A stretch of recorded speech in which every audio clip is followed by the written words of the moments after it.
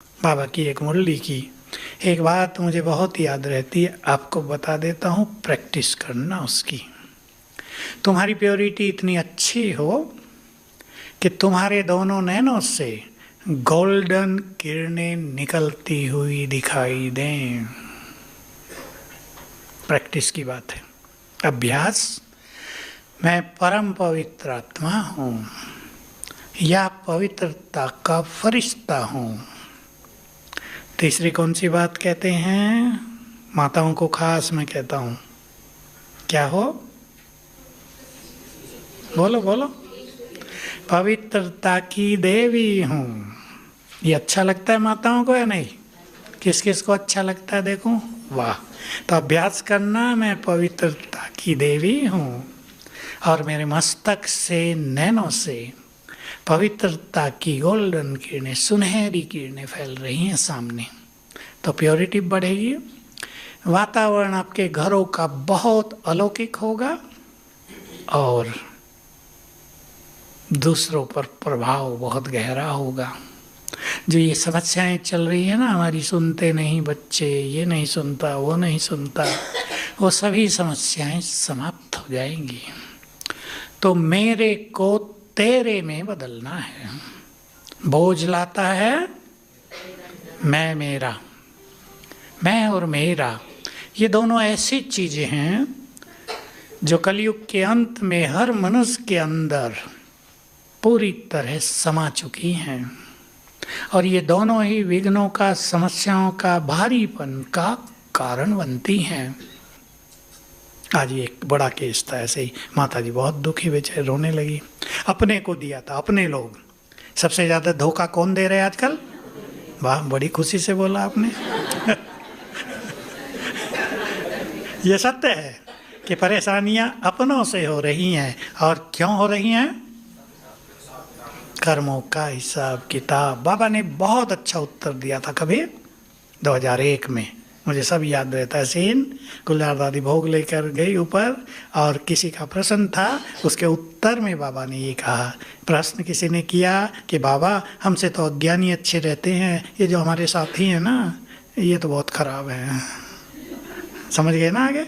बाबा ने उत्तर दिया, ये जो तुम्हारे साथी हैं इनसे ही तो तुम्हारा जन्म जन्म का कर्मों का नाता है। जिन्हें तुम अज्ञानी कह रहे हो उनसे थोड़ा ही है, उनसे तो लेना देना ही नहीं हुआ, तो वो क्यों लड़ने आएंगे तुमसे? तो कर्ज ले लिया, किसी को दे दिया, अब वो दे नहीं रहा क्योंकि पिछले जन्म में इन्होंने भी वही किया था, उसका ले लिया था, दिया नहीं था, अब लेने आ गया ब्याज से तो रुलाने भी आ गया। दोनों काम हो रहे हैं। भाई लोगों को मैं बहुत समझाता हूँ, आप किसी को लेन देन सोच समझ के करो। अपनों को लेन देन करते हैं, लिखा पढ़ी तो कुछ करते नहीं, अपने हैं। और लिखा पढ़ी भी हो जाए तो कोर्ट में क्या होगा, 20 साल तो केस चलेगा, तब तक हाल बिगड़ जाएगा। इसलिए ये जो मेरापन है, उनको मैंने आज कहा बाबा को अर्पित करो, पत्र लिखकर 21 दिन की योग भट्टी करो, विघन विनाशक। ऐसे ऐसे केस आ रहे, हर जगह विघन, जहाँ हाथ डालो वहीं विघन, जो काम करो उसी में विघन, सोचते हैं यहाँ से कुछ ठीक होगा, वहीं विघन। तो सभी को विघ्न विनाशक योग भट्टी कर लेनी चाहिए। 21 दिन की ये योग भट्टी है, अमृत वेले के अलावा कोई भी टाइम करना है। 3-4 बार ये संकल्प करना है, मैं मास्टर सर्वशक्तिवान हूँ, विघ्न विनाशक हूँ, बहुत दिल से, ये स्वमान है हमारे। फिर 1 घंटा योग करना। ये बहुतों के अनुभव हैं, बहुतों के माना 1000 के, कि जिनका योग अच्छा हुआ 21 दिन में उनके विघ्न नष्ट हो गए।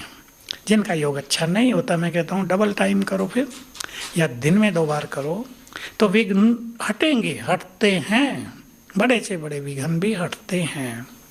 सभी अब इस मैं और मेरे को बदलते चलें। मेरा कौन? बाबा। और बाबा हमें बहुत साथ दे रहा है, वो हमें मदद कर रहा है। बाबा की इस बात पे बहुत विश्वास करें सभी। चिंतन से विश्वास होगा कि बाबा मुझे साथ दे रहा है। सब चिंतन में लाएं, इसको रोज लाएं। हमें कभी कभी ऐसा दिखाई देता अवश्य है कि बाबा साथ नहीं दे रहा है। बिल्कुल प्रैक्टिकल बात कर लेते हैं, बाबा तो साथ देता है, परंतु हम उसके साथ को कैच नहीं कर पाते। बाबा ने कभी एक संदेश में ये बहुत सूक्ष्म बात कही थी।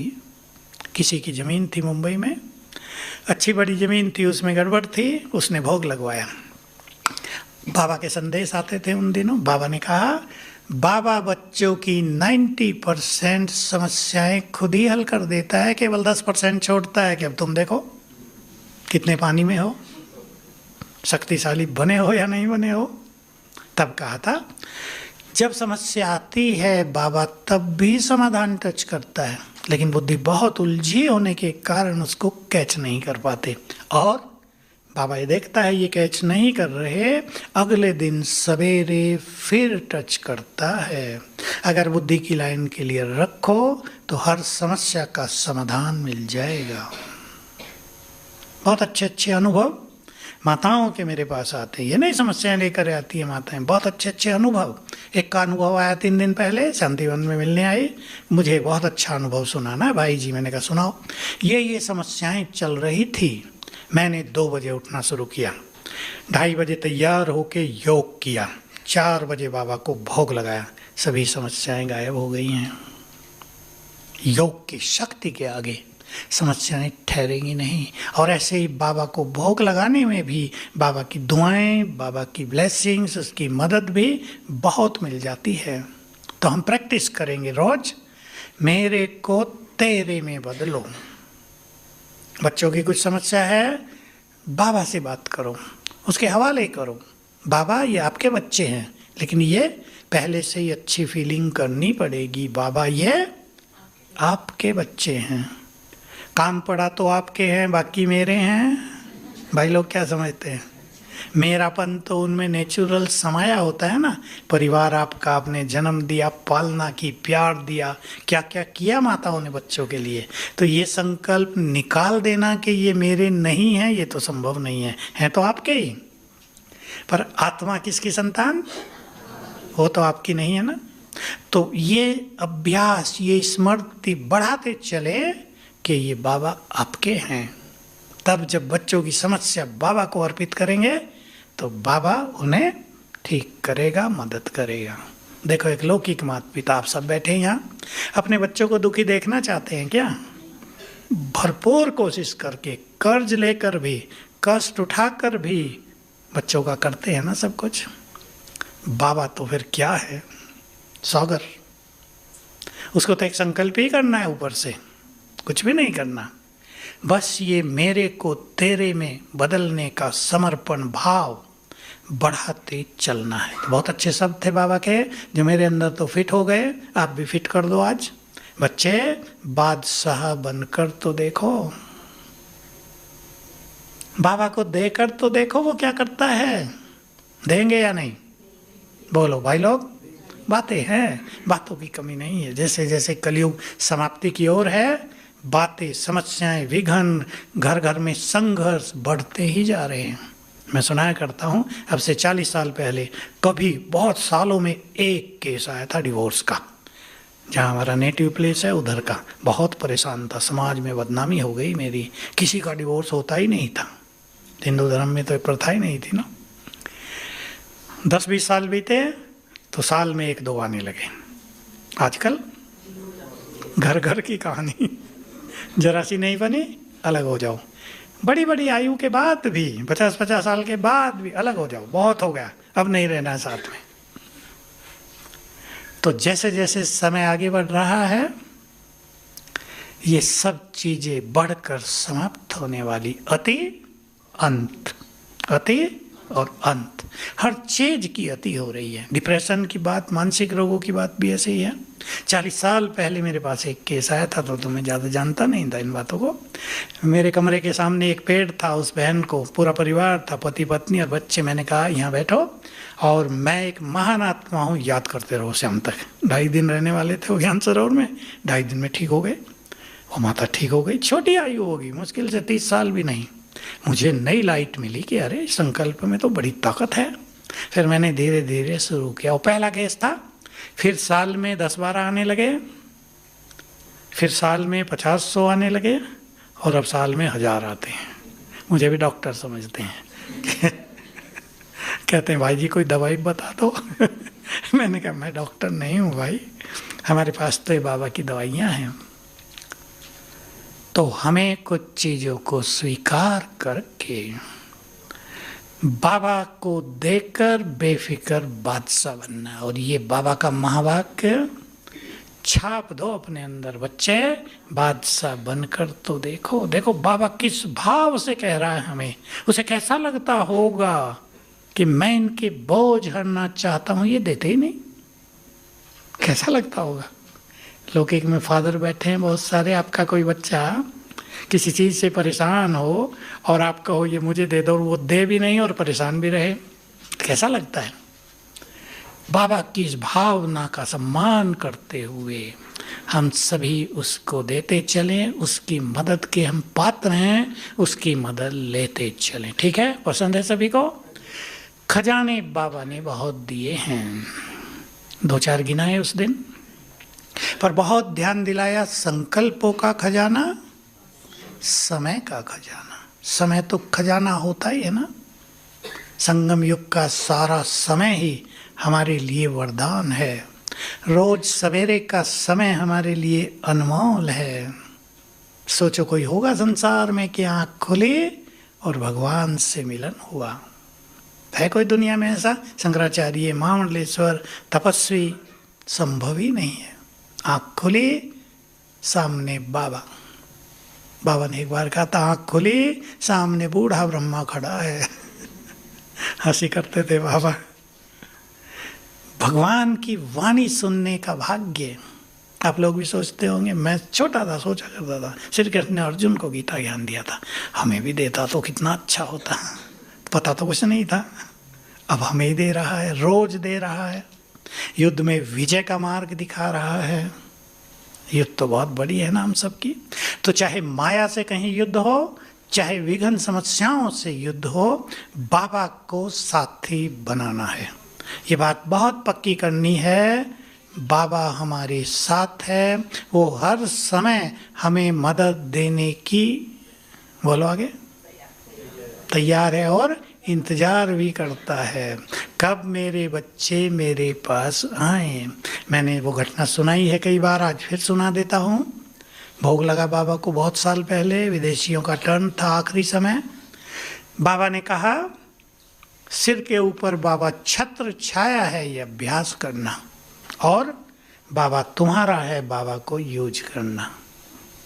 मुझे तो मज़ा आ गया, 1 साल का होमवर्क था, बहुत किया मैंने, यूज करने के बहुत सुंदर अनुभव हुए। अगले साल 1 साल के बाद फिर बाबा उन्हीं दिनों आया, मार्च का मास होता था, विदेशी बहुत आते थे, उनके सीजन का एंड।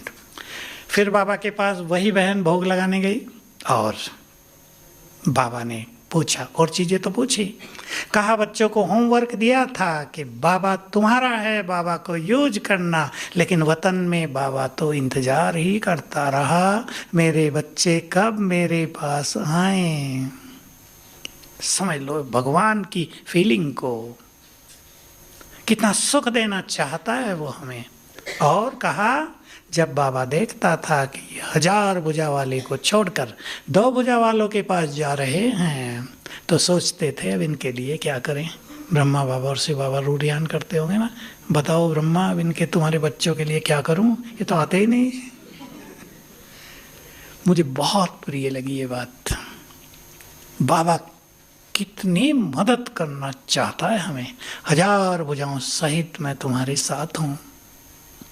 लेंगे, मजा आ जाएगा जिंदगी। ले रहे होंगे आप, लेकिन बढ़ा देना है, सदा साथ। और बाबा ने आज भी कहा, किसी ने कैच की हो, नोट की हो, जब भोजन खाने की बात बाबा कर रहे थे, शुरू में योग लगाते हैं फिर छोड़ देते हैं, मेरी याद में नहीं, तुम्हारा, तुम भोजन खाओगे तो तुम्हारा भोजन माया खा के पावरफुल हो जाएगी और फिर तुम्हें ही सताएगी, तो ऐसी गड़बड़ क्यों करो। उसमें ही कहा बाबा को याद करते ही बाबा आ जाते हैं। ये बड़ी सूक्ष्म गति है। एक है योग लगाना परम धाम में, वो एक अलग अभ्यास। दूसरा है बाबा को याद करना, अपने प्यार से कहा ना बाबा आ गए, आ गए, प्यार और भावना, इसका महत्व है। इसलिए बाबा ने बहुत मूल्यां चलाई, बाप दादा का आह्वान किया करो, तुरंत आ जाते हैं मदद करने। हम कुछ कहें ना कहें, उनका आना ही बहुत बड़ी मदद हो जाती है। वो हमारे पास आ जाएं तो हमारे वाइब्रेशंस पावरफुल हो जाएंगे और जो कुछ बात है उसका समाधान हमें दिखाई देने लगेगा।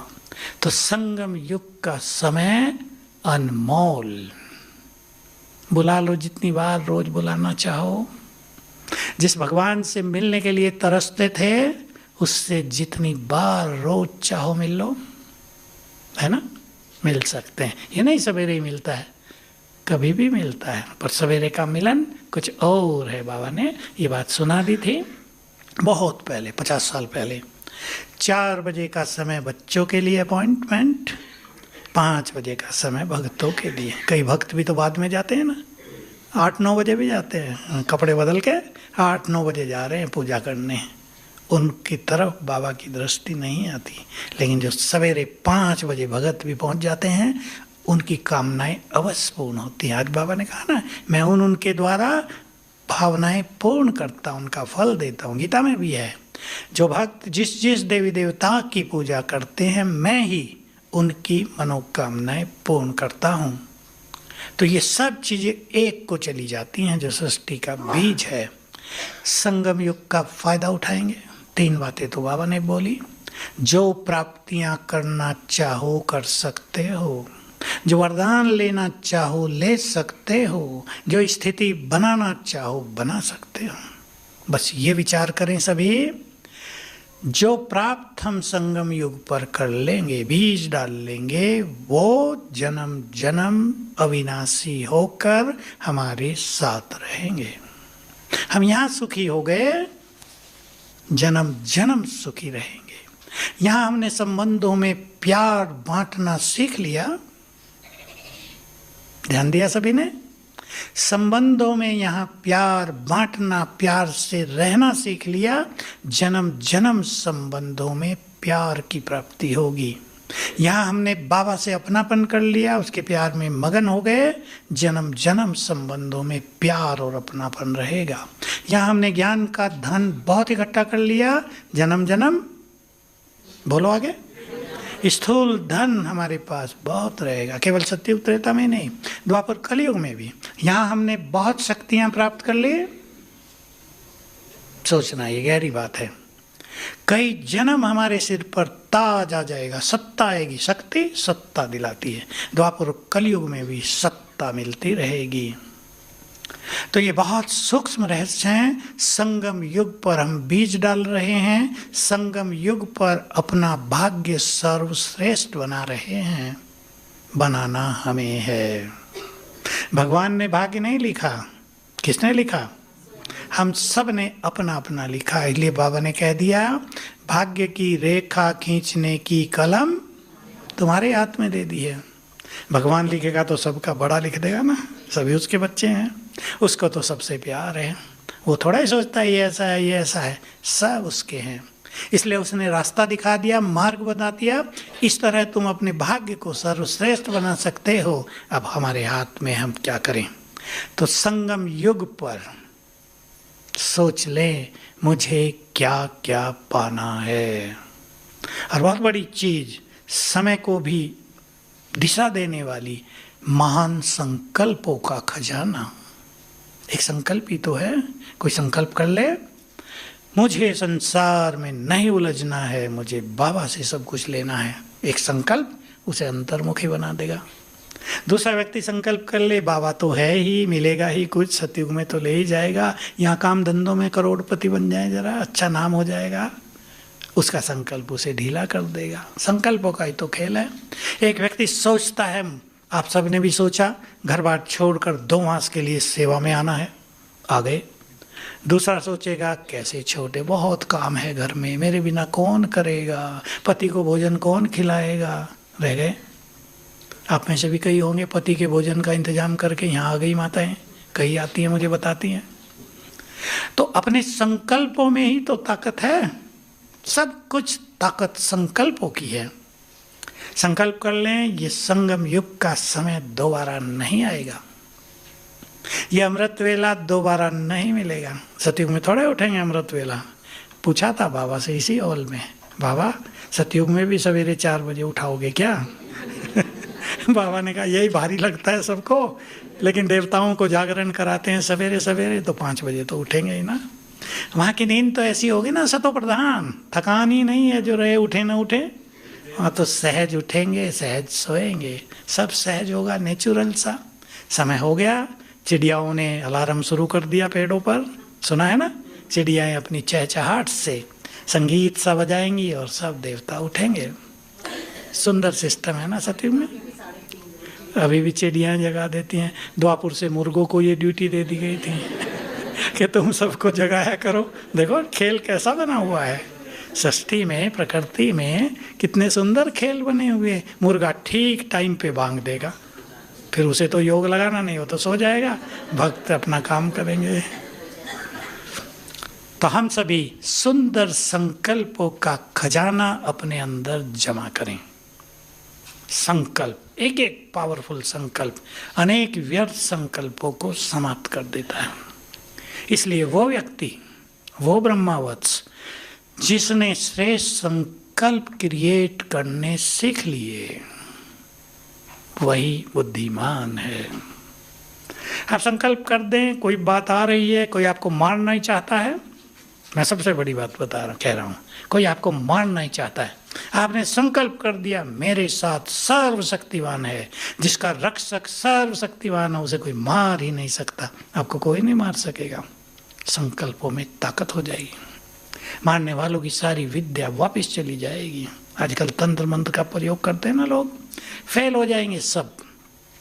इसलिए अपने संकल्पों को महान, पावरफुल, बहुत प्योर, इंग्लिश में कहते हैं मोस्ट एलिवेटेड, बहुत महान संकल्प बनाने हैं। बोझ सभी उतार देने हैं, टोकरियां तो सिर पे रखनी नहीं हैं। बोलो और कौन सी बात थी?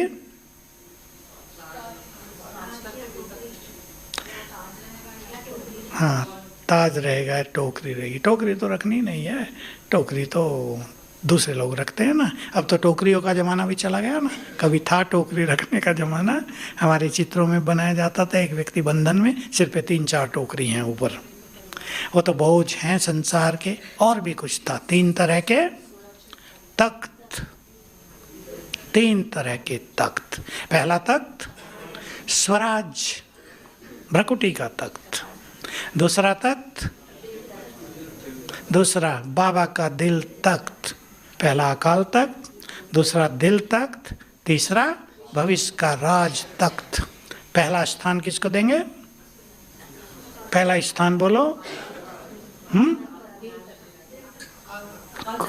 अकाल तख्त। जो जितना अभ्यास करेंगे, मैं आत्मा भ्रकुटी के अकाल तख्त पर विराजमान हो जाओ सभी, भ्रकुटी के अकाल तख्त पर हूँ, उतनी ही प्योरिटी बढ़ेगी, सच्चाई बढ़ेगी, आत्मा शुद्ध होगी, बहुत सारे बंधन कर्मेंद्रियों के रस छूटते जाएंगे, तो बाबा बहुत प्यार करेगा। दिल तख्त नसीन माना बाबा कहेगा ये बच्चे तो मेरे दिल में समाये हुए हैं, भगवान के दिल पे आ जाएंगे। और भगवान के दिल पे आ जाना माना जिससे भगवान का बहुत प्यार हो जाए, वो उस प्यार में उन्हें सब कुछ दे देगा। वो चीज़ें भी दे देगा जो वो और किसी को नहीं देता, उनको दे देगा। माताएं करती हैं ना ये काम, जिस बच्चे से बहुत प्यार है छुपा के दे देती हैं, दूसरे देख लेते हैं तो उन्हें ईर्ष्या हो जाती है, मम्मी से ही प्यार करती है, हमें नहीं करती। होती है ना घरों में ये बातें, करती हैं माताएं? नहीं बोला माताएं चुप हैं।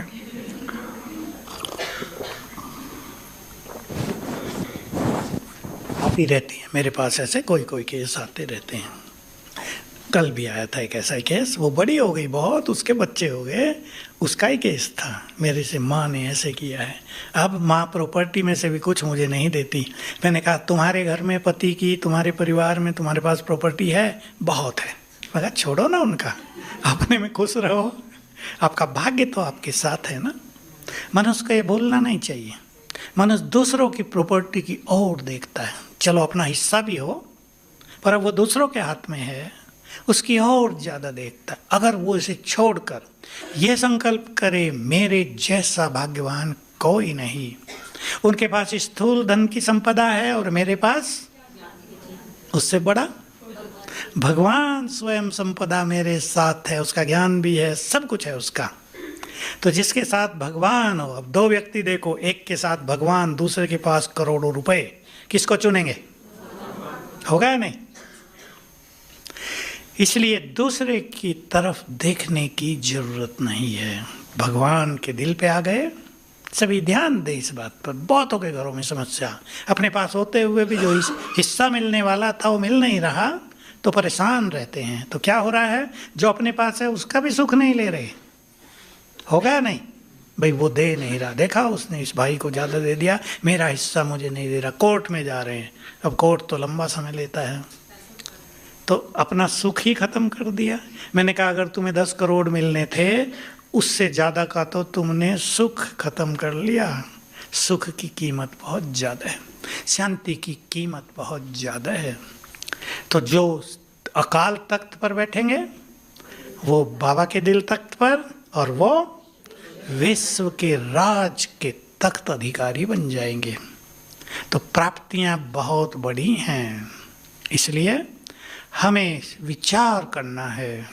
संगम युग पर हमारा समय और हमारी संकल्प शक्ति इधर उधर न जा रही हो, बहुत ध्यान देने की जरूरत है। इसमें भी पहला ध्यान देंगे समय पर। इसलिए बाबा समय को बहुत बड़ा खजाना कहते हैं, क्योंकि जो व्यक्ति समय नष्ट करता है, समय नष्ट किस में होता है? बातों में, मोबाइल में, सारे में बेकार चीजें हैं। तो फिर क्या होगा, संकल्प भी महान हो नहीं पाते। इसलिए समय का बहुत महत्व है। मैं माताओं को सावधान करना चाहता हूँ, सबकी बात नहीं है, थोड़ी थोड़ी माताएं शांतिवन में क्लास में जा रहे हैं, तो माताएं चुप नहीं चलती। मैं आगे चल रहा था, 4 माताएं मेरे पीछे, तो पता क्या चर्चा कर रही थी, जोर जोर से। ये नहीं कि अपनों को ही सुना लो, पड़ोसियों को भी सुना रही थी।